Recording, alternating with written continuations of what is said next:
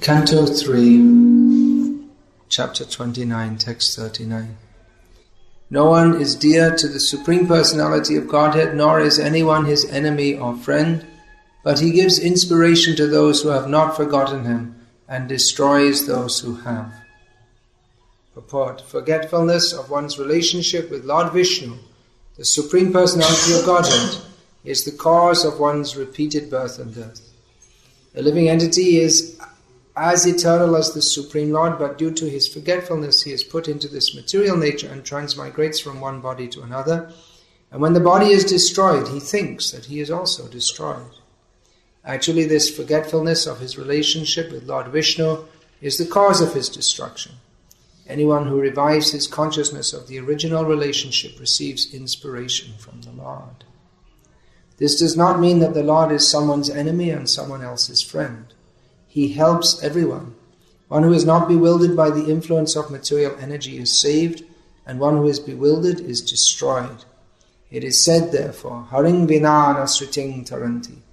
No one can be saved from the repetition of birth and death without the help of the Supreme Lord. It is therefore the duty of all living entities to take shelter of the lotus feet of Vishnu and thus save themselves from the cycle of birth and death. There are several points here in this purport that Srila Prabhupada has mentioned often. If you listen to Srila Prabhupada's lectures, you'll quite often hear him say, I have several times given the example, or I have several times said, and, it's something he said many, many times. For instance, here, the first line of the purport, forgetfulness of one's relationship with Lord Vishnu, the Supreme Personality of Godhead, is the cause of one's repeated birth and death. So for those who read Prabhupada's books, it's something this point stated in slightly different ways. It's going to be something they're going to read again and again and again. And we may wonder why Prabhupada makes these same simple points over and over again. We see practically that people or devotees who stop reading Prabhupada's books because maybe they think, well, I already know everything there. I'm just reading the same thing again and again. But what happens is they forget. Although theoretically they know, unless we regularly hear, the tendency is to forget. So, there's a very good reason why Srila Prabhupada made these points again and again, because we have to hear them again and again, because if we don't hear them again and again, then as a result of hearing again and again from those who are not devotees or those who are not on the level of Srila Vyasadeva and Srila Prabhupada, then we'll start to imbibe the consciousness of those who are forgetful of their relationship with Lord Vishnu. And then what will happen is that it will cause our repeated birth and death. So one has to go on hearing repeatedly. Even if we think we know. Theoretically we may know, but the realization may not, often doesn't match the theoretical knowledge. So it's required to hear again and again. Now, here in this verse is made a point which is not discussed so much. It's an essential point of Christian conscious understanding. And like pretty much all the statements here, we think they're ordinary, but all the statements here are, in this purport, are beyond the theological development of any persons who are not in Vaishnava culture.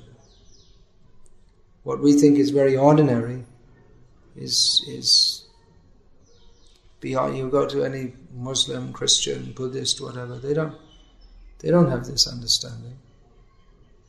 They may have big cathedrals, lots of members, but they don't even have this.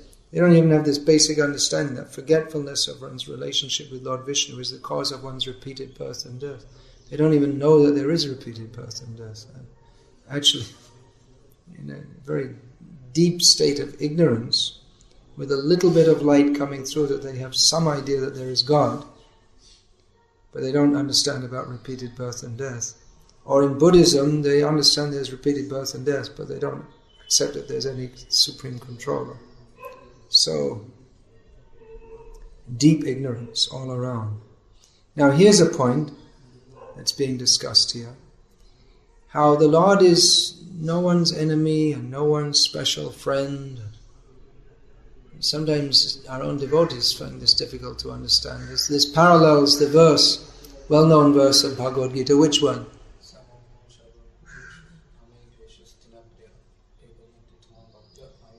Mayite te shuchapyaham, in which the Lord says that I am equal to all. I don't favor anyone particularly over anyone else. But if one approaches me as a devotee, then I reciprocate with him. So it appears to be contradictory. But it's not. It means that the Lord's mercy is open to, as Paramatma, He is Upadrashtanumanta.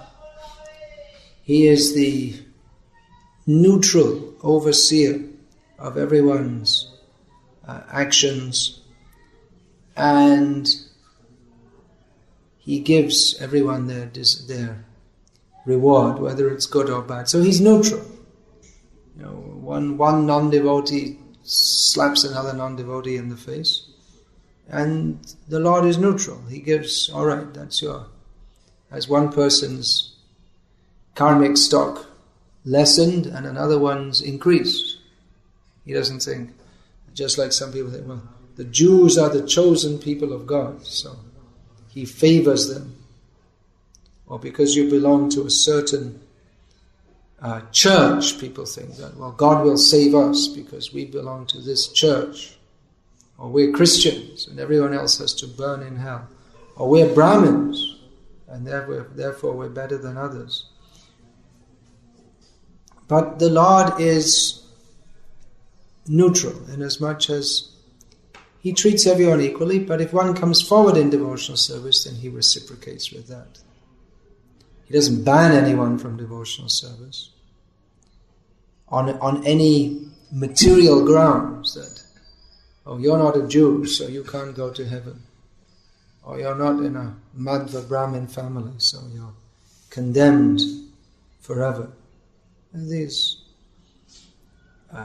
strange ideas, because people don't have clear spiritual knowledge, therefore they bring their material way of thinking even when they have to speak about the Supreme Lord. They may use the word spiritual, but they have no clear understanding of what it means to be spiritual. They have the basic understanding of the difference between spirit and matter, and the difference between the Supreme Spirit and the subordinate spirits. They don't have a clear understanding of this, and therefore they have to bring in their material conceptions. And they'll fight over that. They become very attached to these material conceptions, and they'll fight. One is fighting for the sake of a cause which is total ignorance against another total ignorance cause. So this should be understood, that the Supreme Lord helps everyone. Often people don't understand this. They think, well, I'm praying to God, so why doesn't He help me? People become atheists, that I'm worshipping the Lord and still my daughter died. I'm worshipping the Lord and still I lost all my money. So they become disappointed. They think that either there's no God or this is the wrong church. I should convert from a Christian to a Muslim. Or they blame God. But they don't realize that He helps everyone. He's not a material person. He's not like a government officer who you can go and bribe. Well, I did what he wanted, so why doesn't he do what I want for me? I was recently in Goa. They were telling that during the Portuguese rule, the judges, if you want a good judgment in your case, you had to bring a big fish to the judge. It's a coastal area. So someone brought a big fish to the judge. There was a joke going around. And still in the court, he ruled against him. He said, well, why did you rule against me? I brought you a big fish. He said, well, the other party brought me a bigger fish. Yeah. So God is not like that. It's not that He's obliged. You do something to please Him. First of all, they don't know how to please Him. And the second thing is that His help is not in a way that we might think it to be. What is the first symptom? What is the symptom of your mercy, Yudhishthira Maharaj asked Krishna? And you'd think that if someone asked God that, well, how do you give your mercy? We'll say, well, big cars, big houses. And he said just the opposite. Yasyaham anugrihnami harishe tad dhanam shanai. Tato dhanam tyajantyasya swajana dukha dukitam. That to those who are merciful, I gradually take away all their wealth, and as a result, all their loved ones reject them. That's my mercy. And you think, what kind of God is this? But that is His mercy to those He's actually merciful to. Someone may come and say, oh, it happens in many cases. Someone in Baroda, I was told, the chief sponsor, financial sponsor of our temple, he has great faith because since he started giving to the temple, his business increased and increased and increased. And you can tell him anything. You give this much money, that much money, and he'll just give. He has such faith because his business just goes on increasing. He's not much interested in chanting Hare Krishna. But he has faith like that. So someone he's more merciful to may be in so many difficulties. So many times the devotees come and say, well, since I've been chanting, I'm getting so many problems. They can't see that this is the Lord's mercy on them. One who is Krishna conscious, one who understands Krishna as He presents Himself through Shastra, understands that whatever He does to me is His mercy. And with the faith that He is my best friend. So whatever happens to me is His mercy. It can be very difficult to understand. Especially if you want to serve Him and there are so many setbacks. You may think, well, why so many difficulties? Shortly after I took sannyas, I seriously lost my voice and had serious headaches for about 1.5 years. So I just took sannyas so I could go and preach more, and then I was just physically stopped from doing so. It went on for about 1.5 years. I didn't know when it was going to stop. It could have gone on the way it dragged on day after day. I thought that it was could last forever as long as I'm in this body. Eventually it cleared away. But what can you do? Tatenu kampan susamikshamana bhunjana mevatma kritang vipakam advagvahubir vidatam namaste jivete yo mukti padesa daya bhak. His daya, His mercy, anukampa. If one accepts that whatever's happening, oh, this is mercy. I deserve much more, actually. I'm such a sinful person. But anyway, He's giving me something. Some small measure of what I deserve more. My sinful reactions. And one goes on serving the Lord anyway. Then appreciating this as His daya, His mercy, then one becomes daya bhak. One becomes the eligible for entering the spiritual world. because of that. Because that is a symptom of one's being fully surrendered. But this materialistic way of thinking that we belong to some particular group, our church or our people, we're better, we're closer. Of course, we could say it's true to some extent. I mean, Shastra says that those who are born in India, they're generally more pious. It's not true in all cases. I mean, there are some people in Tamilnadu nowadays who are very impious, very sinful. I mean, they're deliberately being as offensive as they can. They have a whole movement dedicated to being as offensive as possible to Lord Vishnu.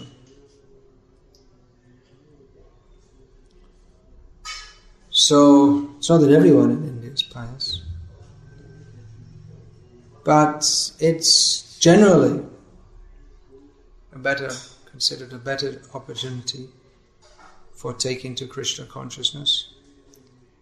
We don't get at any of our temples in the West more than a lakh of people coming on any single day as we get in some of our temples in India. Of course, other countries have less populations also. That's also a consideration. But even in the Western countries, or countries outside India, when we get many thousands of people, it's often the majority are of Indian origin. So we can see that the tendency to be attracted to Krishna, mostly superficially, we can say to a large extent, because most people who come are not very serious about taking to Krishna consciousness. And gradually, with preaching, that can become a more serious commitment. So, that is there. But then if one thinks that, well, we're Indians, and who are all these people? Or the other way either. Prabhupada, if you see in his books, there's a lot of encouragement for Americans. And we don't find anything in Shastra about America. But Prabhupada was preaching there, and he would encourage that you have taken to this. Now you spread Krishna consciousness all over the world, because he saw they had some energy to get up and do something. So he appreciated that, and he encouraged.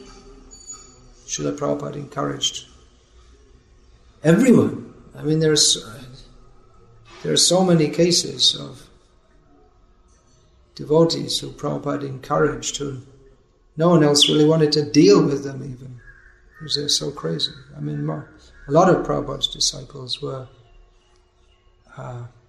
living in the temples were, compared to nowadays who live in the temples, they wouldn't be allowed actually. Because most of Prabhupada's disciples were, until shortly before they joined the temple, maybe even a few minutes before they joined, taking intoxication. I mean, there's one case, someone told me that, said, okay, I'm going to go and join the temple, but you're just standing outside the door and smoking his last joint. That's, joint means a cigarette with marijuana in it, ganja or whatever it's called. And then he went in and joined. So it has this kind of intoxication has a certain kinds of effect on the consciousness. This is why people take them, and it makes you somewhat crazy. So many of the devotees were somewhat crazy, you could say, and Prabhupada tolerated that in many cases. There were limits, but Prabhupada was very merciful, especially in the beginning, and then later on he gradually became more strict. But Prabhupada was very concerned to see that everyone got the chance to take to Krishna consciousness. That was no one is dear to the Supreme Personality of Godhead, nor is anyone his enemy or friend. Means he's neutral in one sense, but then in another sense he is suhridam sarva bhutanam. In his role as Vishnu, the Palankarta, he oversees the maintenance of the material world. He's neutral in as much as he doesn't favor anyone, or they're just in dispensation of punishment and reward. He's neutral, just like you see. That's a Western figure, I believe, the figure of the statue of justice. They show holding a scale and the blindfold is there. So there's a sword in one hand and then a balance in the other hand. So the idea is that the blindfold is there, means they don't, oh, this is my friend, this is my enemy, now is my chance to punish this person. Even I heard in America sometimes some judge would refuse to hear a case because they say, well, I knew this person 20 years ago, so it's a conflict of interest or something like this. He said it's not ethical for me to hear this case because I could be biased towards this person, something like this. So the idea should be completely neutral. But on the other hand, the well-wisher of all, even the justice in the court, his neutrality is a symptom of his being a well-wisher of all. Because he wishes well for the whole society, but you have to deal with certain individuals within it in a manner that is conducive, good for them and for the whole society. So then he has to think, well, this person, yes, they're guilty, but they're pleading that, I'm 50 years old, I never did any crime before, and it was just some moment of madness, and I have 3 children to look after, so if you put me in prison, it'll be very difficult for them, and I promise I won't do it again. And he may consider, by law, he should send them to prison. That will be good. To give a message to bad people, don't do bad things. And stop him from doing any bad things for some time, teach him a lesson. But he may consider, well, under the circumstances, there's justice and there's mercy. So mercy doesn't mean to remove all justice. That's not mercy. Being so-called merciful to a wicked person, it means it's not being merciful to all his potential victims. So justice means that there's the consideration of mercy. And mercy means there must be consideration of justice. So both things are there. The Supreme Lord's mercy may manifest like that he punishes some. But that's also his mercy. Now one who comes toward him with the idea of serving, then he's more merciful because he doesn't, just like we see Prabhupada as the representative of the Supreme Lord, that just that someone has some tendency to begin to serve Krishna, he wants to encourage that. Because that tendency is so rare in the conditioned souls and so beneficial for them that if someone somehow or other takes to Krishna consciousness, as Prabhupada said, the spark should be fanned. And the well-known example is there of the drunken man walking into Prabhupada's lecture in his first ever center at 26th 2nd Avenue in New York City, Manhattan. And you can hear on the recording he's saying something like a drunken man, no sense in it. And we hear from the Prabhupada Lilamrita that what he was actually doing was bringing in some rolls of toilet paper and he stuck them on the windowsill and walked out again. And Prabhupada doesn't use toilet paper, and he taught others also not to do so. But Prabhupada saw that through his drunken, sodden madness, there's some tendency to want to serve. He doesn't know how to serve, or it would have been more appropriate to bring some fruit, for instance.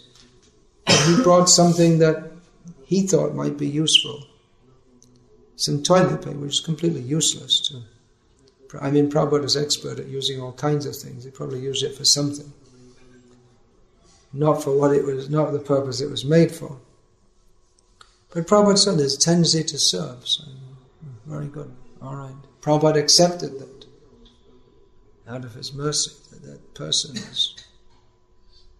he can do some service. All right. Now that doesn't mean that you're going to bring him into the temple, shave his head, and no one was being shaved at that time anyway.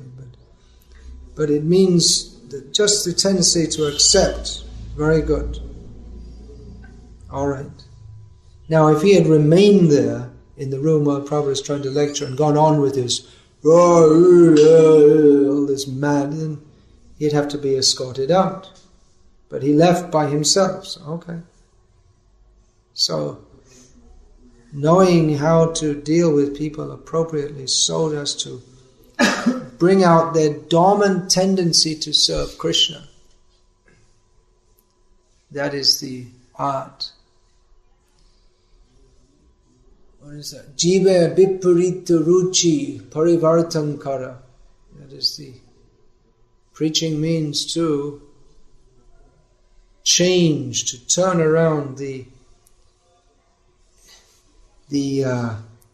opposite tendency, the taste that the jivas have, the bound souls have, their taste or their tendency, their inclination, which is now is completely opposite to what it should be, to turn it around to the right direction.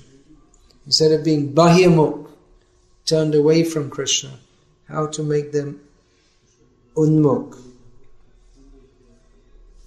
So the rules and regulations are there of Krishna consciousness, but for anyone to take that up, they have to take it up voluntarily.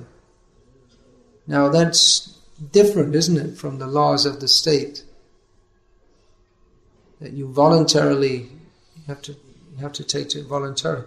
Of course it may be, if you join a cricket club, you join voluntarily, but there are rules to be followed. If you play a game of cricket, you choose to play, you're not forced to play, but if you choose, there are certain rules you have to follow. So, if you don't follow, you're penalized. You may be, I don't know what they do in cricket, I don't know much about it. I suppose if you assault the umpire, you'll be sent off the field or something. Is that what they do? I have no idea. They do that sometimes? For a few matches. For a few matches. There'll be a ban for a few matches. Yeah. So, there are rules to follow. If you don't follow, you don't get the result. If you're rewarded or punished according to what you do within the framework.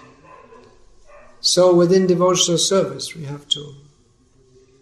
it's said here that anyone who revives consciousness of the original relationship receives inspiration from the Lord.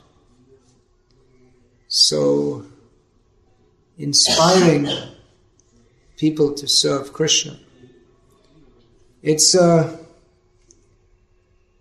if we consider it's almost kind of contradictory what we have to do, because people have no idea of serving Krishna and they just want to enjoy their senses. So in the beginning we may present Krishna consciousness as a kind of enjoyment. We say like that, chant Hare Krishna and be happy. And we invite everyone, come to the festival, chanting, dancing, singing, free food. And it's true, it's enjoyable. And Krishna wants us to be happy, that's true. But in the beginning, when people think about being happy, they have no idea that happiness means to serve Krishna in a manner that he will be happy, and then automatically we will be happy. They just think how I can be happy. And if we think, well, I can be happy, yeah, that looks like fun, that looks like a nice festival, let's go. In the Western countries, our preaching is almost all like that at the initial stages. Have fun, come to the festival.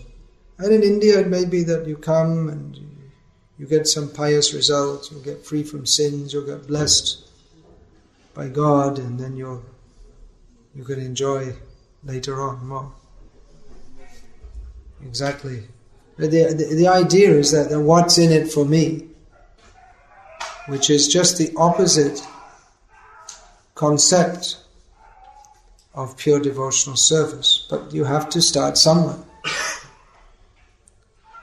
When we're distributing books, we say we have to present it in such a way that immediately they feel inspired to relinquish 100 rupees or whatsoever and take this book. So if we tell them the whole philosophy of Krishna consciousness and you surrender, they probably won't take it. Although it's the best thing for them, but they're not ready for that. So we have to inspire them at their present level of consciousness to take the book. Means inspire them to come to a higher level of consciousness. Or whatever, somehow or other. They should be inspired to take the book. So this point that's being made here, it's actually far beyond the realm of mundane religion. We say mundane religion. That means people, they don't have a clear concept of who is the Supreme Lord or who we are. But that he can favor someone by punishing them, it's very difficult for them to understand. I mean, we can make the example that the child is, the father punishes the child for his own benefit, but mostly people, they can't relate that to God, because they think, well, mostly people think, well, I'm basically good, there's nothing really wrong with me, so why should God punish me? I mean, I'm good. So, or why should he punish anyone? He should just make everyone happy. Why doesn't he arrange it so that everyone's happy? Actually, he has. There's no reason for any unhappiness in this world, but we just make it so that the karmic reactions fall upon us individually and collectively, one after the other. If we followed his instructions, then this whole world would be completely blissful, but we don't follow. So, this philosophy should be preached. When we say philosophy, it's not philosophy in the way that people think of philosophy. Just some kind of intellectual ideas. But Krishna consciousness means a clear understanding of reality. How everything fits together. Why are we here? Who is God? Where is He? What's He doing? What are we supposed to do to approach Him? Everything is given. So we have to clearly understand that. And if we clearly understand this philosophy of Krishna consciousness, then we cannot but act in a way that is extremely elevated. It means Mangchayo vyabhicharena bhakti yogena sevate sagunan samatityaitan brahmabhuyaya kalpate. It means engaging in pure devotional service, which automatically lifts us beyond the modes of material nature. But again, people of mundane consciousness, they can't see that, they can't understand that, and they presume that when they see a Krishna conscious person, they can only but ascribe mundane motives to him. They can't understand. Why are you sitting on a big seat? They would challenge Prabhupada. Why? Or in one interview with press reporters, Prabhupada was sitting just like this, just very slightly above them. And they asked, well, often the gurus, they sit on big seats, so why are you sitting on a big seat? Prabhupada said, yes, the guru should sit on a big seat, but I'm not doing it because you are envious and you will criticize. He looked and he said, because you are envious, I'm not doing so. This is a concession for you. Otherwise the guru should be respected as good as God. So he told like that. So they tend to ascribe material motives. So many, there's a famous example. They're criticizing Prabhupada, why are you coming in this expensive car? Prabhupada said, this car is not very good. God rides in a gold car. This is just a tin can. It's actually, they should have provided something better, but because this is the best according to your capacity, so I accept it. You're thinking a very expensive car. I'm thinking this is not very good. So in this way, they're unable to understand. Anyway, somehow or other the philosophy of Krishna consciousness should be spoken again and again and again, and gradually people may come to understand. If they understand, that is for their great benefit. Hari.